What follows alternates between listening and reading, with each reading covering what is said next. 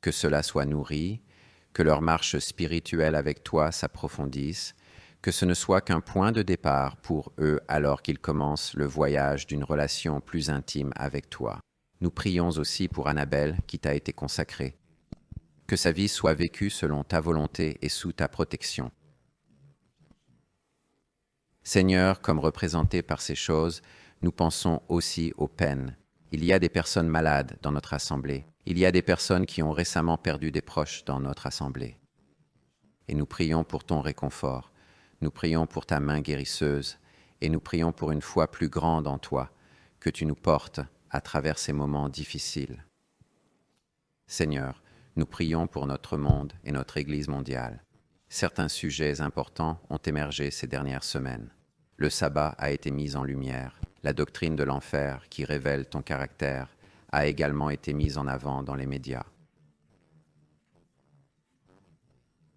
Et nous prions pour que ton caractère soit justifié, que ton saint jour du sabbat soit exalté et reconnu pour ce qu'il représente, ton amour pour nous, ta création et ton désir de rédemption pour ton peuple. Seigneur, dans ce culte aujourd'hui, nous invitons la présence du Saint-Esprit. Nous prions que l'Esprit repose sur chaque personne dans cette assemblée, que nous entendions le message du pasteur Bachelor, que nous y répondions et que nos vies soient transformées parce que nous sommes venus t'honorer et t'adorer aujourd'hui. Merci d'écouter nos prières, Seigneur. Nous te prions maintenant au nom de Jésus. Amen.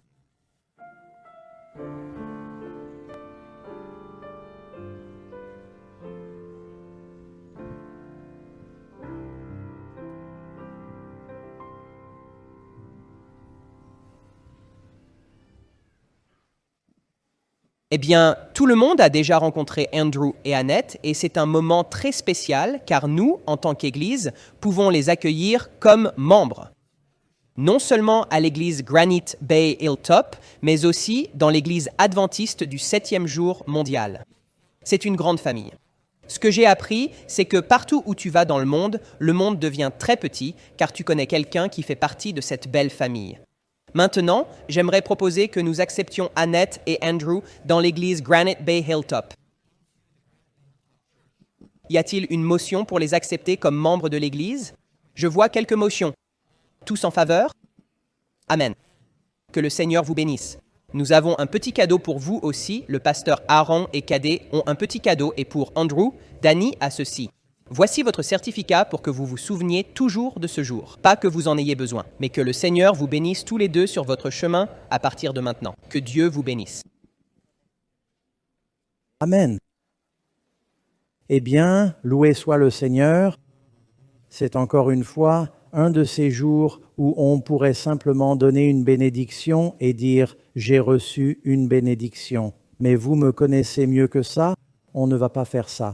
Je souhaite la bienvenue à nos visiteurs aujourd'hui. En cette période de l'année, certains de nos fidèles sont ailleurs dans le pays ou dans le monde pour visiter leur famille et nous avons des gens ici qui reçoivent de la famille. C'est vraiment bon de voir que les Milson sont toujours là, nos anciens membres d'Australie, pas que vous soyez vieux, vous savez, et d'autres, nous vous souhaitons la bienvenue aujourd'hui. Et priez pour le message d'aujourd'hui, car je m'aventure sur un terrain sacré. Si ce n'était pas que ça puisse distraire, j'enlèverai mes chaussures, car nous abordons un sujet très important, un sujet très profond. En général, quand les gens pensent à Noël, ils pensent au roi mage dans Matthieu ou au berger dans Luc ou aux anges parlant à Marie et Joseph, mais il y a une autre histoire évangélique sur le premier Avant. Marc commence son évangile avec le ministère de Jésus. Jésus a 30 ans quand Marc ouvre son évangile. Luc, lui, a écrit plus tard. Marc a écrit en premier, puis Luc qui s'est dit « il faut donner un peu de contexte ». Alors Luc remonte un peu plus loin et voyons, Matthieu était ensuite, donc passons à Matthieu. Matthieu remonte encore plus loin avec la généalogie de Jésus, commençant par Abraham, et il raconte bien sûr l'histoire des rois mages. Luc pense qu'il faut remonter encore plus loin Il a écrit son évangile après cela à quelqu'un nommé Théophile, et Luc revient en arrière et raconte même la naissance de Jean-Baptiste 6 mois avant celle de Jésus, puis Luc remonte la généalogie de Jésus jusqu'à Adam. Comment faire mieux que ça? Jean y parvient. Dans l'évangile de Jean, il commence par le tout début, il remonte aussi loin que possible. En fait, j'aimerais vous inviter à ouvrir vos Bibles au premier chapitre de l'Évangile selon Jean. Et nous allons lire les 14 premiers versets, c'est notre mission aujourd'hui. Jean 1:1, je vais essayer de lire sans faire de commentaires. Je ne promets pas d'y arriver, mais je ferai des commentaires plus tard. Au commencement était la parole, et la parole était avec Dieu, et la parole était Dieu. Il était au commencement avec Dieu. Toutes choses ont été faites par lui, et sans lui, rien de ce qui a été fait n'a été fait. En lui était la vie, et la vie était la lumière des hommes, et la lumière, lui, dans les ténèbres. Et les ténèbres ne l'ont point reçu. Il y avait un homme envoyé de Dieu qui s'appelait Jean. Cet homme est venu comme témoin pour rendre témoignage à la lumière, afin que tous croient par lui. Il n'était pas la lumière, mais il était envoyé pour rendre témoignage à cette lumière. C'était la vraie lumière qui éclaire tout homme venant dans le monde. Il était dans le monde fut fait par lui, et le monde ne l'a pas connu. Il est venu chez les siens, et les siens ne l'ont pas reçu. Mais à tous ceux qui l'ont reçu, il a donné le pouvoir de devenir enfants de Dieu, à ceux qui croient en son nom, qui sont nés non du sang, ni de la volonté de la chair, ni de la volonté de l'homme, mais de Dieu. Et le Verbe s'est fait chair et a habité parmi nous, et nous avons contemplé sa gloire, gloire du Fils unique du Père, plein de grâce et de vérité. Wow! Amen. C'est tellement profond, il y a tant de choses ici.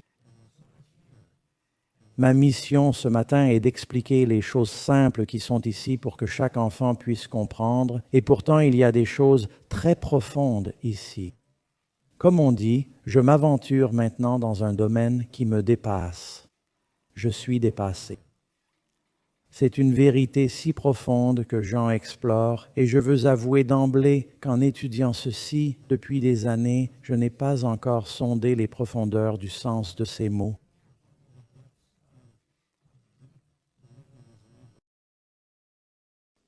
Mais nous allons examiner 7 points, nous allons décortiquer ces 14 versets maintenant. C'est vraiment la première histoire, car Jean remonte au commencement. Ces premiers mots, verset 1, vous avez le mot « logos » révélé.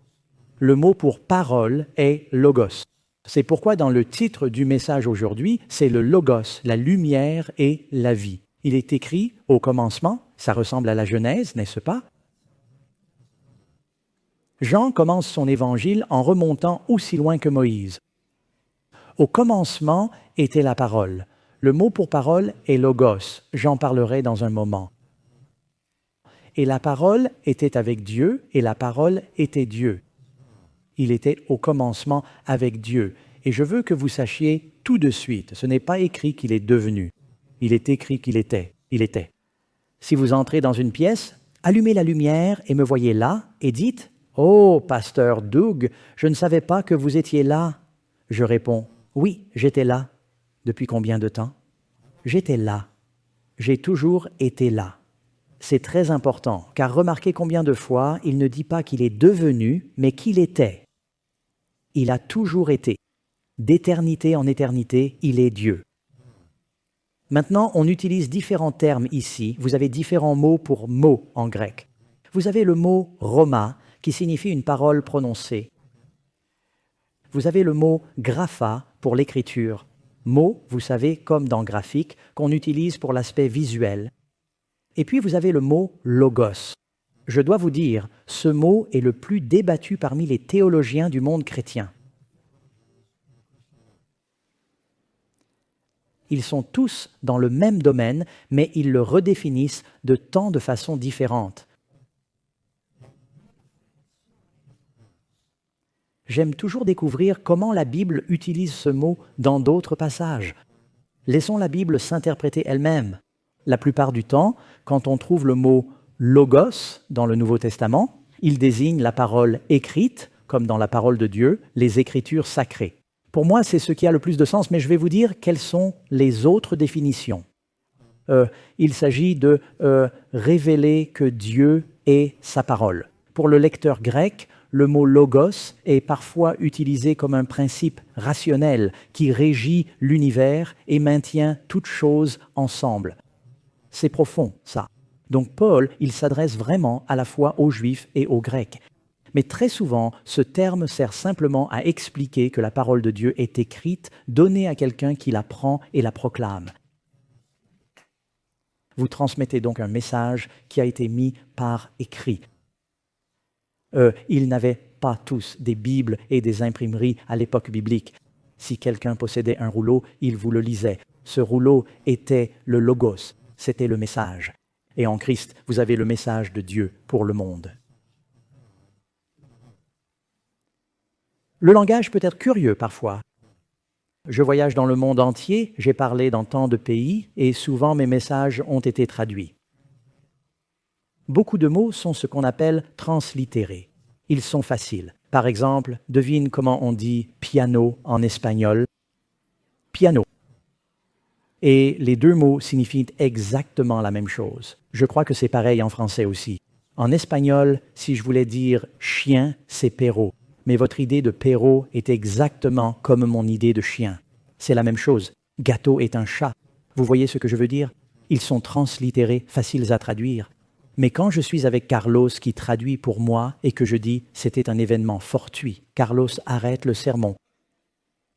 Il me regarde et dit « sérendipité ?» Il dit « nous n'avons pas d'équivalent espagnol pour sérendipité ». Et c'est ça, ça m'est arrivé souvent. Je prêche et je dis quelque chose et soudain le traducteur s'arrête. Il dit « dis-le autrement, on n'a pas de mot pour ça ». C'est notre problème avec logos, il n'y a pas d'équivalent exact en français. Mais je pense pouvoir vous aider à comprendre, car c'est vraiment l'image de Jésus incarnant la parole de Dieu. L'Esprit ainsi que la partie écrite, le message que Dieu avait à l'Esprit et ce qui est écrit, c'est la communication de Dieu en Christ. Est-ce que ça a du sens? Donc, je vais sûrement recevoir des lettres de théologiens qui débattront des nuances, mais passons à la suite. A.W. Tozer a dit quelque chose de très profond. Ce qui nous vient à l'esprit quand on pense à Dieu est la chose la plus importante sur nous. Le plus important chez vous, c'est ce qui vous vient à l'esprit quand vous pensez à Dieu. Si vous êtes chrétien et voulez être comme Christ, cela dépend du Christ que vous concevez. Parfois, on me demande « Dieu, le Dieu de la Bible, est-il le même qu'Allah ?» Je réponds « Non », car ce qui vient à l'esprit du musulman en disant « Allah » n'est pas le même Dieu que pour le chrétien. Je sais qu'on trouve des endroits où le même mot est utilisé avec la même prononciation. Si vous allez en Indonésie, ils appellent notre Dieu Allah, car c'est le seul mot qu'ils ont. Mais quand on parle des deux religions, ce sont différentes images de Dieu. Donc ce n'est pas une simple translittération. Que voyez-vous quand vous voyez Dieu? Vous savez, la Bible nous dit que de l'abondance du cœur, la bouche parle. Je peux voir quelque chose de votre cœur par ce qui sort de votre bouche. C'est ce que Jésus a dit, Matthieu 12. De l'abondance du cœur. Vous parlez de foot, je comprends qu'il aime le foot, ou elle, peu importe le sujet. Si vous en parlez beaucoup, c'est dans votre cœur, c'est dans votre esprit. Alors qu'est-ce qui est sorti du cœur de Dieu? Ce qui sort de la bouche de Dieu révèle ce qu'il y a dans son cœur. C'est la parole de Dieu. Jésus est une révélation du cœur de Dieu. Est-ce que ça a du sens? Oui. Hébreux 1:3, lui, Christ, étant l'éclat de sa gloire et l'image même de sa personne. Jésus reflète parfaitement Dieu, son caractère, son message. Toute la plénitude de la divinité a été concentrée, condensée et déversée dans la vie de Jésus. Deuxième partie, passons maintenant au verset 3. Toutes choses ont été faites par lui, et sans lui, rien n'a été fait. La parole de Dieu, à travers Jésus, est la force créatrice de tout l'univers. J'ai des amis avec qui je suis respectueusement en désaccord concernant leur vision de Jésus. Ils pensent que Jésus, à un moment du passé infini, a été engendré par Dieu. Je leur dis, c'est impossible, car tout ce qui a été créé l'a été par Christ, et il ne s'est pas créé lui-même. Ils répondent, non, Jésus n'a pas été créé, il a été engendré. Il est né de Dieu. Je réponds, vous dites qu'il est passé du néant à l'existence. Cela signifie qu'il a été créé. Et la Bible dit que toutes choses ont été créées. Ce qui veut dire, et pour éviter tout malentendu, Jean l'exprime autrement. Rien de ce qui existe n'a été fait sans lui. Il était la source de tout ce qui est venu à l'existence. Voilà ce qu'il dit. Oui. Ainsi Jésus est l'Éternel, l'Alpha et l'Oméga, sans commencement ni fin, tout comme le Père, il est éternel. Hébreux 11, 3. Par la foi, nous comprenons que les mondes ont été formés par la parole de Dieu. Ainsi, les choses visibles n'ont pas été faites à partir de choses visibles.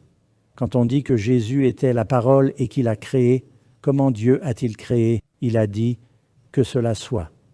Par la parole de Dieu, les choses sont venues à l'existence, n'est-ce pas? Passons au verset 4. En lui était la vie, et la vie était la lumière des hommes. Je veux juste m'arrêter avant le verset 5. En Christ est la vie. Si nous sommes en Christ, nous avons la vie. Un des versets préférés de Paul dans le Nouveau Testament, il parle des chrétiens qui sont en Christ. Pas seulement croire en Christ, mais demeurer en Christ, comme Jésus le dit dans Jean 15.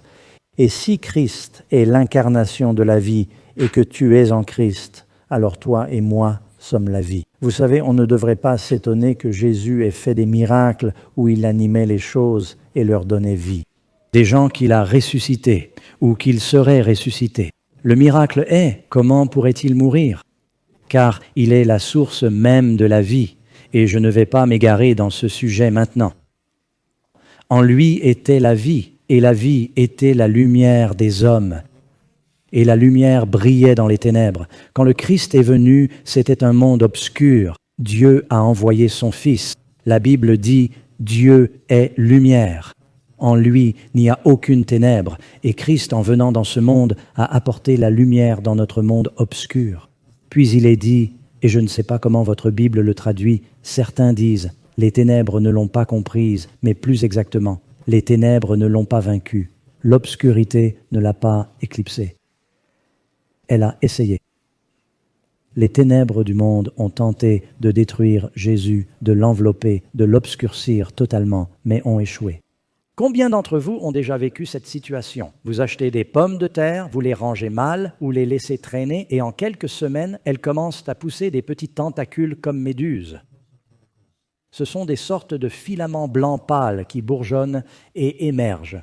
Oui, vous voyez tous de quoi je parle? Vous ne les avez pas bien conservés. Les pommes de terre se conservent longtemps si vous les placez dans un endroit frais et sombre. J'ai entendu parler d'une dame qui avait acheté des pommes de terre et les avait mises à la cave pour les conserver, endroit frais, endroit sombre. Elle est descendue chercher des pommes de terre quelques semaines plus tard et l'une d'elles commençait à germer. Elle ne comprenait pas pourquoi, car elle connaît un peu la science. Elle disait que ça ne devrait pas arriver, alors elle a fait une petite expérience.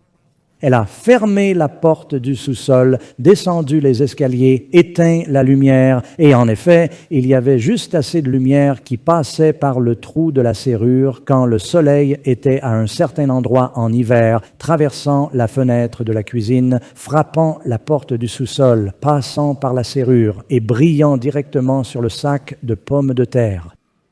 Et cette petite lumière a fait naître la vie. Elle ne pouvait pas être obscurcie. C'est ce que ça nous dit, que le diable voulait éteindre la lumière de Jésus, mais il n'a pas pu la vaincre. Amen. Et donc, cela fait partie du message. C'est le prologue ultime de l'Évangile selon Jean. Je veux dire, Jean parle plus de la divinité du Christ que tout autre auteur. Il dit, comment Dieu s'est-il décrit à Moïse? Moïse a dit, qui dois-je dire? quel Dieu es-tu que j'emmène en Israël? Dieu a dit, que veux-tu dire par quel Dieu je suis? Je suis celui qui suis. Je ne suis pas un Dieu parmi tant d'autres. C'est moi qui crée tout ce dont ces faux dieux sont faits. Et dans l'évangile de Jean, Jésus dit, je suis le bon berger. Je suis la résurrection. Je suis le chemin. Je suis la vérité. Je suis la vie. Je suis la porte. Je suis la vigne. Jésus veut dire par tout cela et finalement déclare, avant qu'Abraham fût, je suis. Les Juifs ont compris et ont pris des pierres pour le tuer, car il se disait être Jéhovah. Donc, aucun doute possible. Jean montre clairement qui est Jésus. Troisième partie, verset 6 maintenant. Nous avançons, parle du précurseur de la parole, du logos du Christ. Il y avait un homme envoyé par Dieu qui s'appelait Jean. Cet homme est venu témoigner de la lumière. Il fait une distinction. D'un côté, Dieu entre dans l'humanité, mais pour Jean, c'est un homme guidé par Dieu.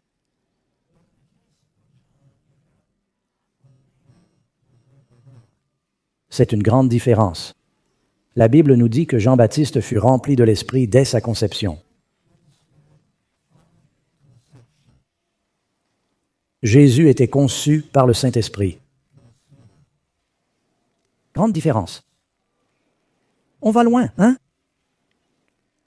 Il y avait un homme, et il est écrit, « Il est venu témoigner de la lumière, afin que par lui tous croient. » Il n'était pas cette lumière, mais il a été envoyé pour en témoigner. Vous savez, Jean est celui que Jésus appelle le plus grand des prophètes, et c'est intéressant qu'il n'ait jamais écrit de livre à notre connaissance. Il a envoyé un petit message à Jésus disant « Es-tu celui que nous attendons ou devons-nous en attendre un autre ?» Et pas de livre. On ne peut pas vraiment citer un miracle que Jean ait accompli. Il y a un miracle lié à sa naissance et à la conception par ses vieux parents, mais aucun miracle que Jean, la puissance de Jean résidait dans la parole qu'il prêchait.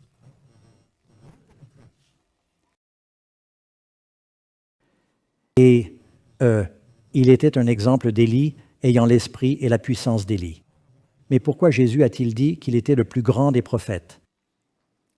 Car il a eu le privilège suprême de présenter l'être le plus grand jamais apparu sur notre planète. Quand il a dit « Voici l'agneau de Dieu qui ôte le péché du monde », c'était la mission même de la nation juive, présenter le Messie au monde. On l'appelle l'ami de l'époux, celui qui annonçait l'époux au début des noces. C'était un grand honneur qu'il fasse ce passage de témoin, et il a eu ce grand privilège. Il n'était pas la lumière, mais il fut envoyé pour témoigner de la lumière. D'ailleurs, ce que Jean a fait, nous devrions le faire aussi. Nos vies devraient témoigner de la lumière. Amen. Jésus ne dit-il pas « Je suis la lumière du monde », mais ensuite il dit « Vous êtes la lumière du monde ». Comment sommes-nous la lumière du monde? Nous reflétons sa lumière dans nos vies en l'imitant. La Bible dit dans la Genèse, Dieu a dit que la lumière soit. Par la parole, la lumière est venue à l'existence. Par la parole de Dieu, la lumière entre dans ton cœur. Psaume 119. Ta parole est une lampe à mes pieds et une lumière sur mon chemin. Le nom Jean signifie Jéhovah a donné avec grâce. Et c'est Jean-Baptiste qui nous a gracieusement présenté au Messie, Jésus le Sauveur. La Bible dit dans Luc 1, parlant encore de Jean-Baptiste, « Car il sera grand aux yeux du Seigneur. Il ne boira ni vin ni boisson forte. Il sera aussi rempli du Saint-Esprit dès le ventre de sa mère. » Donc dans Luc 1, 7, 76. Beaucoup de longs chapitres dans Luc. Luc 1, 76. Zacharie est rempli du Saint-Esprit après la naissance de Jean, et il le nomme. Sa bouche s'ouvre, il prononce sa prophétie, et écoutez ce qu'il dit à propos du ministère de son Fils. Et toi, enfant, tu seras appelé prophète du Très-Haut, car tu marcheras devant la face du Seigneur pour préparer ses voies, donner connaissance du salut à son peuple par la rémission de leurs péchés, par la tendre miséricorde de notre Dieu, avec laquelle l'aurore d'en haut nous a visités, pour éclairer ceux assis dans les ténèbres et l'ombre de la mort, guider nos pas vers la paix. Lumière, miséricorde, paix, vie. Quel magnifique soliloque Zacharie prononce ici. Point numéro 4, verset 9, Jean chapitre 1. C'était la vraie lumière qui éclaire tout homme venant au monde. Je dois m'arrêter ici. Il y a beaucoup de bons chrétiens qui croient au salut éternel une fois acquis.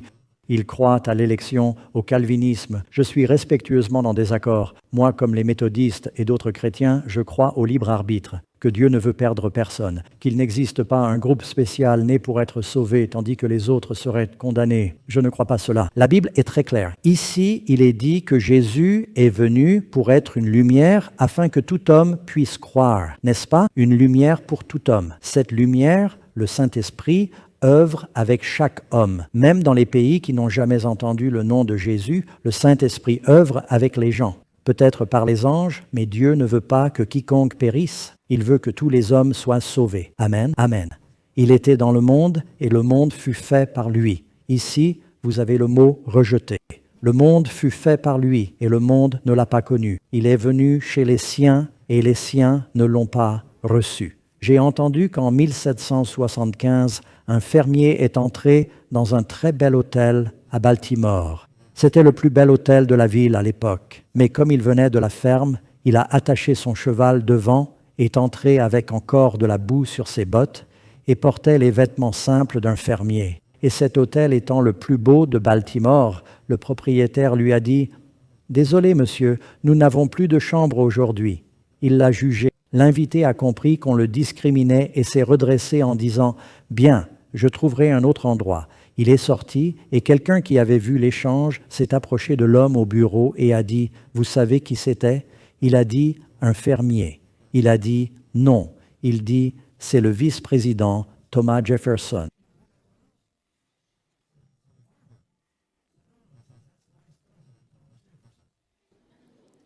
Tu viens juste de Montesillo. Oh, il était mortifié. Il envoya un messager juste pour le retrouver, le trouva et dit « Je suis vraiment désolé, nous vous donnerons la meilleure chambre de l'hôtel. » Et il a dit « Merci pour vos bonnes intentions. Mais si vous n'avez pas de place pour un fermier patriote, alors vous n'avez pas de place pour le vice-président. » Et c'est un peu comme ça que le monde a traité Jésus. Il est venu aux siens et les siens ne l'ont pas reçu. Tu sais, je lisais sur le fondateur des hôtels Marriott. Marriott Hotel vaut 83 milliards. Il possède 9300 hôtels, soit par partenariat, soit par la propriété. Fondé par John Willard Marriott, un bourreau de travail, et a commencé avec une A&W Root Beer, je crois dans les années 1940, à Washington, D.C. Et puis, ils ont finalement grandi, acheté plusieurs restaurants, acheté un motel, et très vite, les motels sont devenus la grande vedette, les chaînes hôtelières du monde entier. Et il était obsédé par la qualité.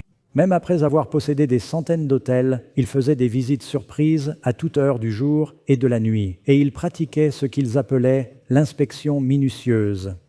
Il vérifiait ceci, il vérifiait cela, examinait tout. Il passait par le restaurant, essuyait les comptoirs, il entretenait une excellente relation avec ses employés. Ils adoraient travailler pour lui, car quand ils étaient malades, il leur rendait visite et prenait soin d'eux. Mais il exigeait de la qualité. Il s'attendait à... Il disait « Je veux que mes employés soient heureux, sinon les clients ne le seront pas. » Mais il exigeait l'excellence et visitait chaque hôtel 4 fois par an.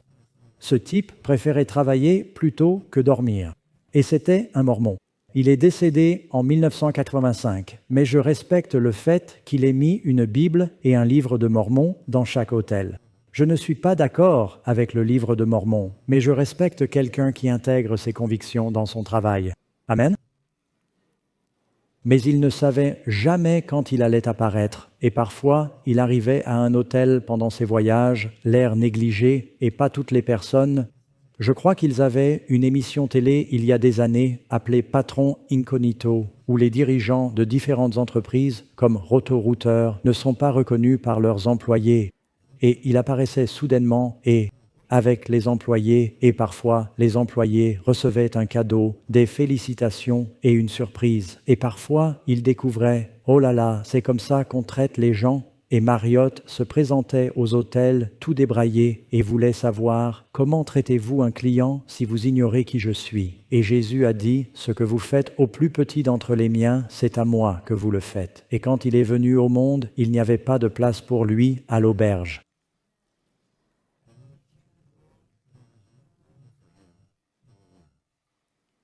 Et on doit se poser la question, vous l'avez sûrement entendu chaque année, qu'en est-il de votre cœur ? Y a-t-il de la place pour lui ? Le monde l'a rejeté. Il est venu vers son propre peuple. Ce sont les gens qu'il a appelés, guidés, préservés, pardonnés maintes fois, et il ne savait pas qui il était. Quand les mages sont venus à Jérusalem et ont dit « Nous avons vu son étoile », ils ont répondu « De quoi parlez-vous » Et le message des bergers a laissé tout le monde déconcerté. Jésus est la parole authentique de Dieu. Amen. Nous vivons une époque étrange, mes amis. Je ne sais pas si le monde traverse des changements sismiques avec l'IA.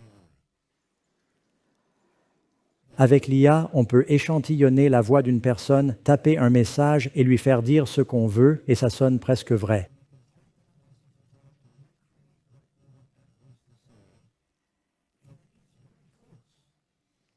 Quelqu'un m'a envoyé une vidéo YouTube.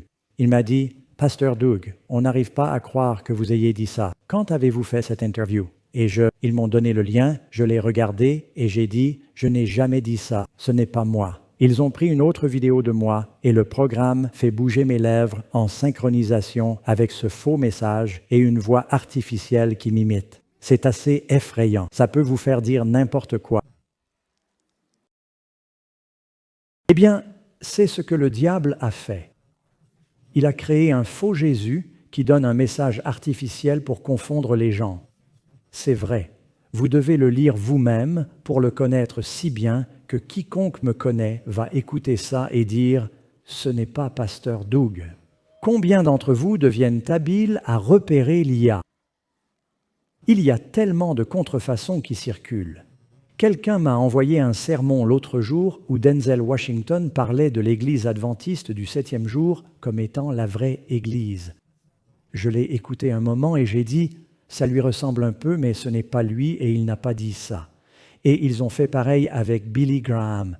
Et croyez-moi, c'est comme je l'ai dit, c'est vraiment bizarre ce qui se passe là-bas en ce moment. Jésus est l'authentique. Laissez-moi vous lire une excellente citation. Je viens de l'ajouter ici d'Oswald Chambers parlant de l'incarnation. Jésus-Christ est né dans le monde, pas de lui. Il n'est pas sorti de l'histoire. Il est entré dans l'histoire de l'extérieur. Jésus-Christ n'est pas le meilleur être humain dont la race humaine puisse se vanter. Il est un être dont l'humanité ne peut s'attribuer aucun mérite. Il n'est pas l'homme devenant Dieu, mais Dieu incarné, entrant dans la chair humaine de l'extérieur. Sa vie est la plus haute et la plus sacrée, entrant par la porte la plus humble. La naissance de notre Seigneur fut un avènement, l'apparition de Dieu sous forme humaine. C'est incompréhensible. Quelqu'un a demandé au grand avocat, orateur et politicien Daniel Webster d'expliquer l'incarnation. Comment Dieu pourrait-il devenir un homme? Il a dit, si je pouvais l'expliquer, il serait à mon niveau. Il a dit, c'est un mystère inexplicable. Point suivant, verset 12, la parole reçue. Oui, pour beaucoup, la parole est rejetée. Jésus a dit, large est le chemin qui mène à la destruction, mais il existe une autre voie qui mène à la vie, et certains la suivront. La parole reçue. Il dit au verset 12, à tous ceux qui l'ont reçu, il leur a donné le droit, et le mot droit ici signifie le pouvoir, l'autorité, de devenir enfants de Dieu à ceux qui croient en son nom. Croire en son nom signifie croire en son message, son caractère, qu'il est celui qu'il prétendait être, ses enseignements. Qui reçoit cette vie? Ceux qui l'accueillent. Et vous savez, le plus important avec un message comme celui-ci, c'est de s'assurer, avant de quitter ce lieu, que vous avez la vie et que vous dites « je le reçois ». Dieu est venu dans le monde pour révéler qui il est. Dieu le Père a envoyé Dieu le Fils par Dieu l'Esprit. Il est écrit, ceux qui croient en son nom, qui sont nés non du sang, ni de la volonté de la chair, ni de la volonté de l'homme, mais de Dieu. Nous venons d'avoir une belle dédicace d'enfants et les naissances sont merveilleuses.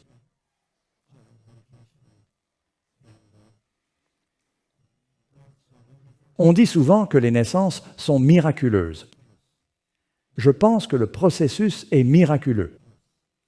Salomon dit, qui peut savoir? C'est l'homme le plus sage qui ait jamais vécu. Salomon a dit, qui peut dire comment les os grandissent dans le ventre de celle qui est enceinte? C'est incroyable pour moi que les petits sortent des grands. Comment ils juste toutes les parties, dans la plupart des cas, ils ont 10 doigts, tout fonctionne bien, tu vois? Et ils tous, c'est juste incroyable.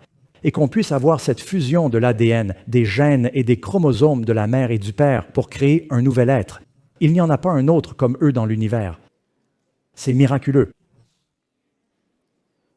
Mais une naissance n'est pas un miracle. Ça arrive chaque seconde partout dans le monde. La naissance de Jésus était un miracle.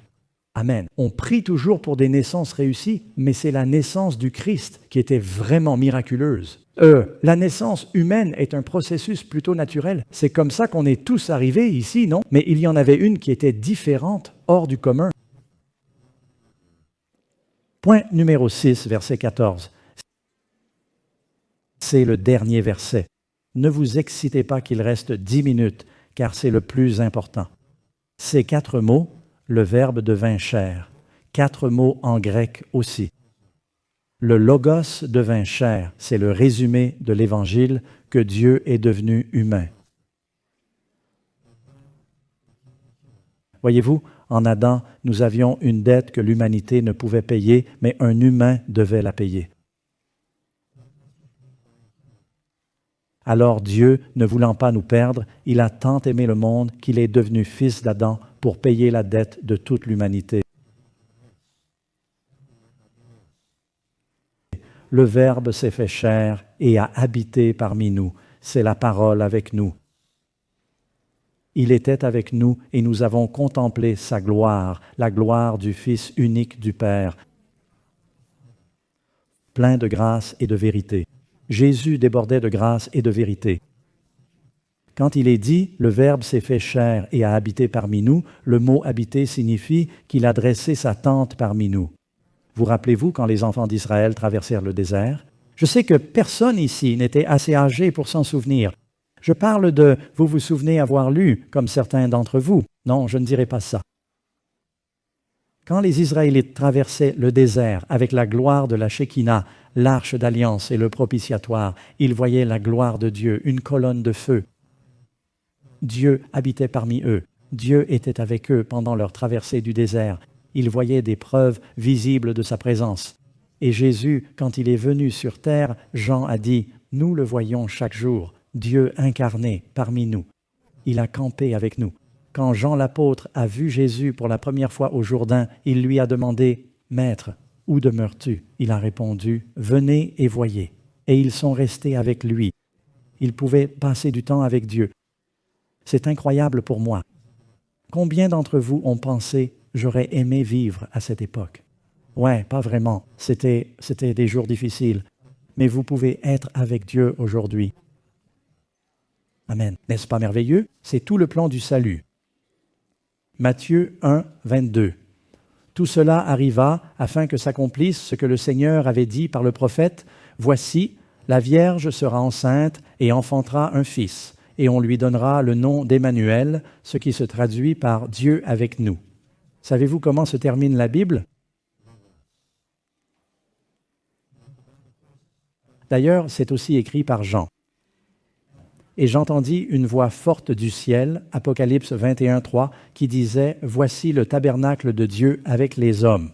C'est le même mot que Jean utilise. Il a habité parmi nous. Le tabernacle de Dieu est avec les hommes. Il habitera avec eux. Ils seront son peuple. Dieu lui-même sera avec eux et sera leur Dieu. Que désire Dieu? Nous sommes séparés par le péché, mais il veut être avec nous. Il nous a créés parce qu'il nous aime et veut être avec nous. Amen. Voyez, quand il dit « le Verbe s'est fait chair », cela nous révèle que Dieu est un Dieu personnel. Jésus n'est pas une philosophie, il est une personne. Et puis dans Jean 17, il prie. Il dit « moi en eux ». C'est le verset 23.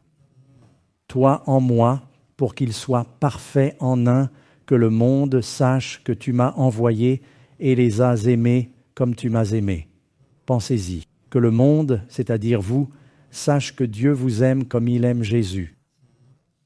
Car Dieu a tant aimé le monde, Jésus est venu au monde pour exprimer l'amour de Dieu pour vous et moi. Amen. Et il est devenu l'un de nous. Hébreux 4, 15.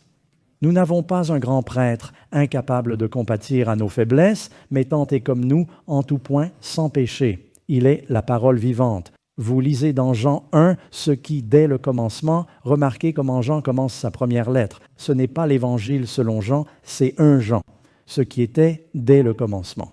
Cela vous semble familier, il nous ramène au tout début, ce que nous avons entendu, vu, contemplé et touché de nos mains concernant la parole de vie. La vie s'est manifestée, nous l'avons vue, en témoignons et vous annonçons cette vie éternelle qui était auprès du Père et nous est apparue.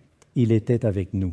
Ce que nous avons vu, nous vous l'annonçons, afin que vous aussi soyez en communion avec nous.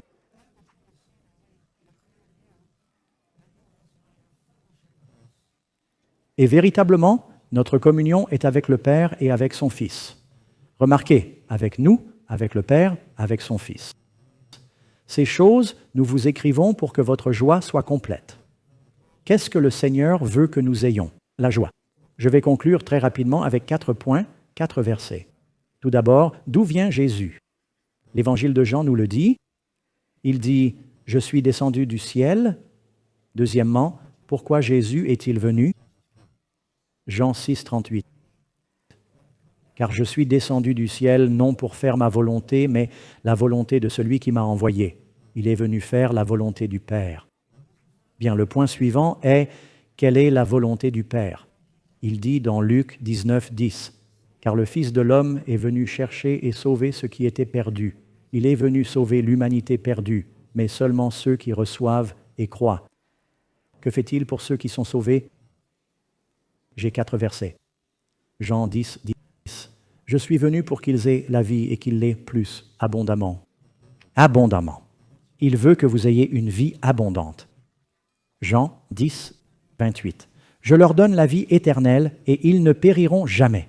Personne ne peut les arracher de ma main. » Jean 14, 27. « Je vous laisse la paix, je vous donne ma paix. » Il vient nous donner la vie abondante, la paix. Et Jean 16. « Mais je vous reverrai et votre cœur se réjouira et personne ne vous ôtera votre joie. » Il nous offre une vie abondante et éternelle. La paix et la joie à ceux qui le reçoivent, car Dieu s'est fait homme et est venu dans notre monde. Vous savez, c'est la période de l'année où beaucoup de gens sont sur les routes, font du shopping probablement. J'ai besoin de choses basiques chez Walmart de temps en temps. J'ai même peur d'y aller. C'est le chaos. Et il y a beaucoup de gens, plus les jeunes que les vieux, qui se demandent ce qu'il y aura sous le sapin. Qu'est-ce que je vais recevoir? Qu'est-ce qui leur apportera du bonheur en achetant ces cadeaux? Eh bien, je veux vous dire, mes amis, rien de ce que vous trouverez au centre commercial ne comblera le vide dans votre cœur. Amen. Vous ne le trouverez pas sous un arbre, mais sur un arbre appelé la croix. Jésus est venu dans ce monde. Il est la révélation de l'amour de Dieu. Il est toute la plénitude de Dieu en lui. Il est Moïse, Joseph, David, Samuel, Gédéon, Samson. Toute la parole de Dieu est contenue dans le système sacrificiel. Tout est incarné en Christ. Il est le message de Dieu, le logos, la vie en notre Seigneur. Et vous savez, ce que nous faisons ici à Granite Bay, une fois par an, quand les gens s'offrent des cadeaux, c'est merveilleux, mais n'oublions pas le Seigneur, n'est-ce pas? Il a tant aimé le monde qu'il a donné. C'est donc le moment où nous faisons une offrande spéciale de fin d'année. Habituellement, notre Église est unique car nous ne faisons pas circuler de corbeilles. Généralement, nos huissiers sont à la porte et les gens donnent. Et le Seigneur a béni l'une des églises les plus généreuses de la conférence. Nous faisons simplement confiance au Saint-Esprit. Mais une fois par an, nous voulons que les gens vivent l'expérience d'apporter leurs dons. Il y a quelque chose de spécial dans ce geste. Alors, pendant que nous chantons notre chant final, je vous invite à vous lever, nos chanteurs vont arriver et je crois que des diacres vont apporter des paniers. Je ne les vois pas encore, mais nous aurons des paniers ici devant. Les voilà. Je pense qu'ils auront des paniers juste à la sortie pour ceux qui sont au balcon. Vous n'aurez pas à descendre complètement. Pendant que nous chantons « Ô viens, Emmanuel », le numéro 115 dans vos recueils, nous vous invitons, nous chanterons 3 ou 4 versets. Vous aurez le temps de venir à l'avant pour apporter vos dons comme acte d'adoration à Dieu qui nous a tant donné. Puis nous terminerons par une prière. Alors chantons ensemble et apportons nos dons.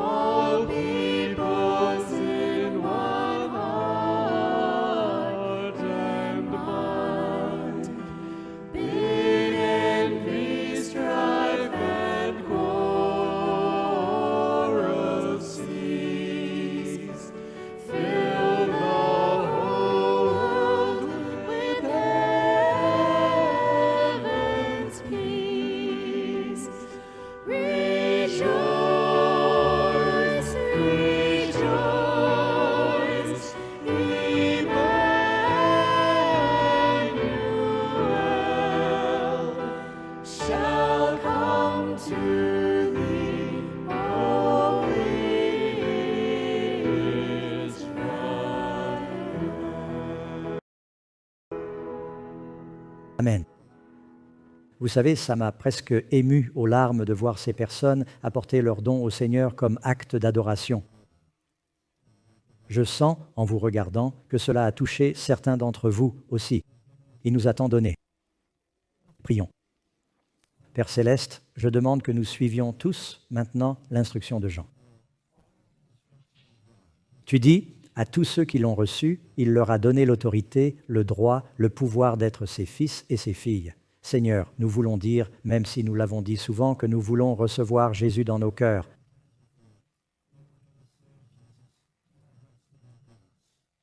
Tu es venu au monde car tu désires une relation, tu es un Dieu personnel. Et je prie aussi, comme Jean-Baptiste, que nous témoignions de cette lumière dans nos vies, sans honte de parler de notre Sauveur. Alors bénis-nous, Seigneur, pour que nous puissions être une lumière dans le monde. Je prie que tu nous gardes, Seigneur, dans ton esprit et nous accordes, ta grâce. Prions pour que tu nous bénisses en cette période spéciale de l'année. Protège nos membres qui voyagent alors que nous nous réunissons en famille. Je prie que tu bénisses notre influence et nos relations et que nous puissions sentir ta présence tout au long de ce jour de sabbat et après notre départ. Nous te le demandons au nom de Jésus. Amen. Que Dieu vous bénisse, mes amis. Bonjour, chers amis. L'émission que vous venez de voir a été enregistrée à l'église Granite Bay Hilltop, où je suis pasteur principal. Nous serions ravis de vous rencontrer. Si vous passez par la région de Sacramento, venez adorer le Seigneur avec nous. Nous vous accueillerons dans le hall et vous serrerons la main.